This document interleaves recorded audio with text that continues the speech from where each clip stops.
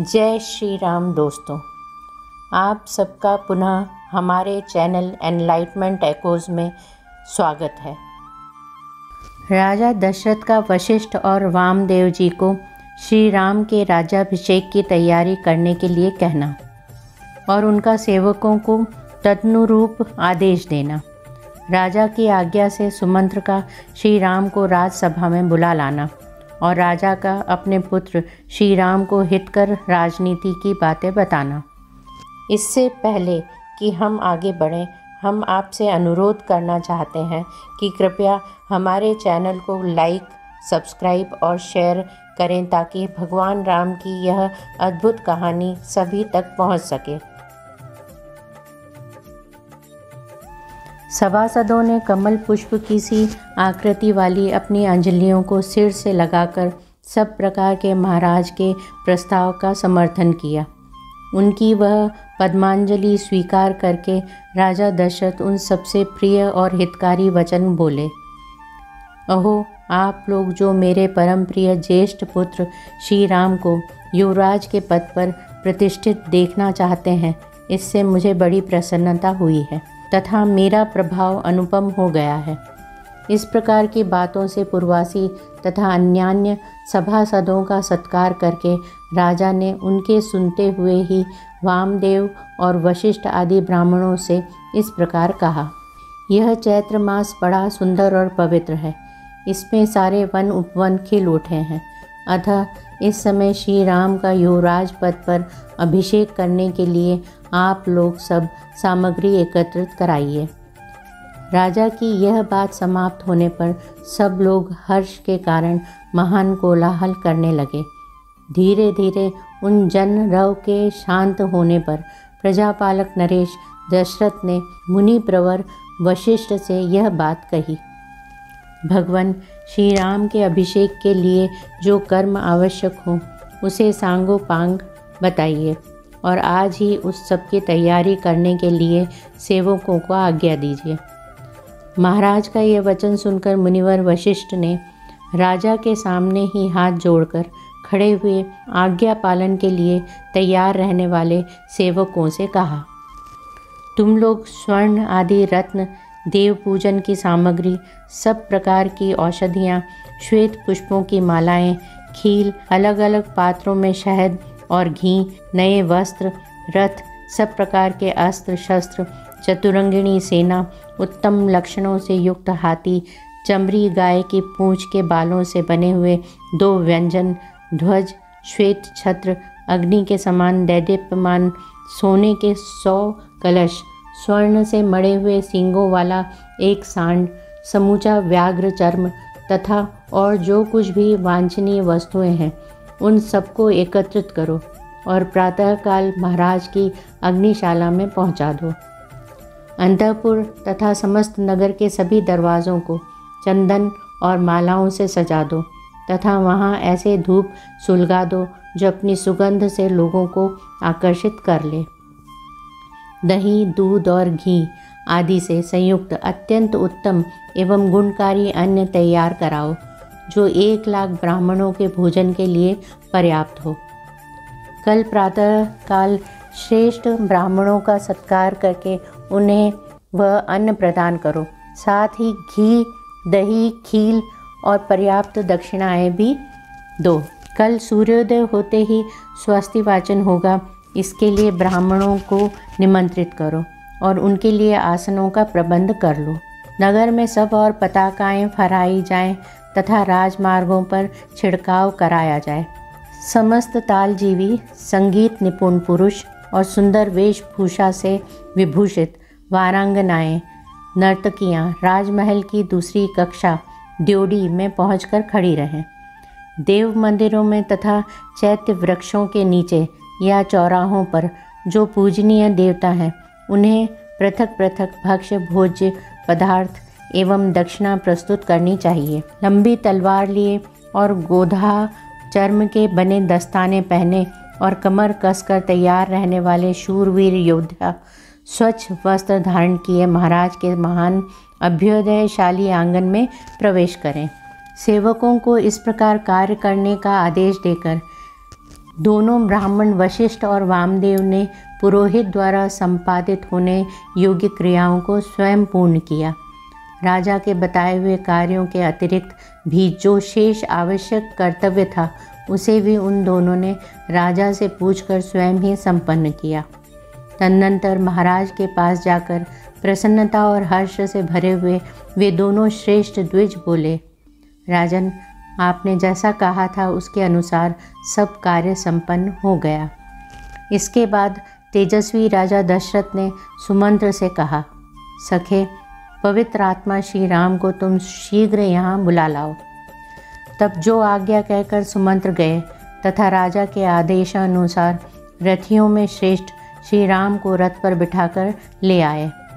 उस राजभवन में साथ बैठे हुए पूर्व, उत्तर, पश्चिम और दक्षिण के भूपाल, मलेच्छ, आर्य तथा वनों और पर्वतों में रहने वाले अन्यान्य मनुष्य सब के सब उस समय राजा दशरथ की उसी प्रकार उपासना कर रहे थे जैसे देवता देवराज इंद्र की। उनके बीच अट्टालिकाओं के भीतर बैठे हुए राजा दशरथ मरुदगणों के मध्य देवराज इंद्र की भांति शोभा पा रहे थे। उन्होंने वहीं से अपने पुत्र श्री राम को अपने पास आते देखा, जो गंधर्वराज के समान तेजस्वी थे। उनका पौरुष समस्त संसार में विख्यात था। उनकी भुजाएं बड़ी और बल महान था। वे मतवाले गजराज के समान बड़ी मस्ती के साथ चल रहे थे। उनका मुख चंद्रमा से भी अधिक कांतिमान था। श्री राम का दर्शन सबको अत्यंत प्रिय लगता था। वे अपने रूप और उदारता आदि गुणों से लोगों की दृष्टि मन आकर्षित कर लेते थे।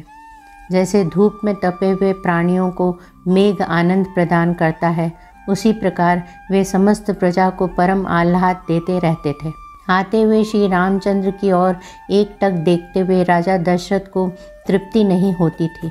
सुमंत्र ने उस श्रेष्ठ रथ से श्री रामचंद्र जी को उतारा और जब वे पिता के समीप जाने लगे तब सुमंत्र भी उनके पीछे पीछे हाथ जोड़े हुए गए। वह राजमहल कैलाश शिखर के समान उज्ज्वल और ऊंचा था। रघुकुल को आनंदित करने वाले श्री राम महाराज का दर्शन करने के लिए सुमंत्र के साथ सहसा उस पर चढ़ गए। श्री राम दोनों हाथ जोड़कर विनीत भाव से पिता के पास गए और अपना नाम सुनाते हुए उन्होंने उनके दोनों चरणों में प्रणाम किया। श्री राम को पास आकर हाथ जोड़ प्रणाम करते देख राजा ने उनके दोनों हाथ पकड़ लिए और अपने प्रिय पुत्र को पास खींचकर छाती से लगा लिया। उस समय राजा ने उन श्री रामचंद्र जी को मणि जटित स्वर्ण से भूषित एक परम सुंदर सिंहासन पर बैठने की आज्ञा दी, जो पहले से उन्हीं के लिए वहां उपस्थित किया गया था। जैसे निर्मल सूर्य उदय काल में मेरु पर्वत को अपनी किरणों से उद्भासित कर देते हैं, उसी प्रकार श्री रघुनाथ जी उस श्रेष्ठ आसन को ग्रहण करके अपनी ही प्रभा से उसे प्रकाशित करने लगे। उनसे प्रकाशित हुई वह सभा भी बड़ी शोभा पा रही थी। ठीक उसी तरह जैसे निर्मल ग्रह और नक्षत्रों से भरा हुआ शरद काल का आकाश चंद्रमा से उद्भासित हो उठता है। जैसे सुंदर वेशभूषा से अलंकृत हुए अपने ही प्रतिबिंब को दर्पण में देखकर मनुष्य को बड़ा संतोष प्राप्त होता है, उसी प्रकार अपने शोभाशाली प्रिय पुत्र उन श्री राम को देखकर राजा बड़े प्रसन्न हुए। जैसे कश्यप देवराज इंद्र को पुकारते हैं, उसी प्रकार पुत्र वनों में श्रेष्ठ राजा दशरथ सिंहासन पर बैठे हुए अपने पुत्र श्री राम को संबोधित करके उनसे इस प्रकार बोले, बेटा, तुम्हारा जन्म मेरी बड़ी महारानी कौशल्या के गर्भ से हुआ है। तुम अपनी माता के अनुरूप ही उत्पन्न हुए हो। श्री राम, तुम गुणों में मुझसे भी बढ़कर हो, अतः मेरे परम प्रिय पुत्र हो। तुमने अपने गुणों से इन समस्त प्रजाओं को प्रसन्न कर लिया है, इसलिए कल पुष्य नक्षत्र के योग में युवराज का पद ग्रहण करो। बेटा, यद्यपि तुम स्वभाव से ही गुणवान हो और तुम्हारे विषय में यही सबका निर्णय है, तथापि मैं स्नेहवश सद्गुण संपन्न होने पर भी तुम्हें कुछ हित की बातें बताता हूँ। तुम और भी अधिक विनय का आश्रय लेकर सदा जितेंद्रिय बने रहो। काम और क्रोध से उत्पन्न होने वाले दुर्व्यसनों का सर्वथा त्याग कर दो। परोक्ष वृत्ति से अर्थात गुप्तचरों द्वारा यथार्थ बातों का पता लगाकर तथा प्रत्यक्ष वृत्ति से अर्थात दरबार में सामने आकर कहने वाली जनता के मुख से उसके वृत्तांतों को प्रत्यक्ष देख सुनकर ठीक ठीक न्याय विचार में तत्पर रहो। मंत्री, सेनापति आदि समस्त अधिकारियों तथा प्रजाजनों को सदा प्रसन्न रखना। जो राजा कोष्ठागार, भंडारगृह तथा शस्त्रागार आदि के द्वारा उपयोगी वस्तुओं का बहुत बड़ा संग्रह करके मंत्री, सेनापति और प्रजा आदि समस्त प्रकृतियों को प्रिय मानकर उन्हें अपने प्रति अनुरक्त एवं प्रसन्न रखते हुए पृथ्वी का पालन करता है, उसके मित्र उसी प्रकार आनंदित होते हैं जैसे अमृत को पाकर देवता प्रसन्न हुए थे।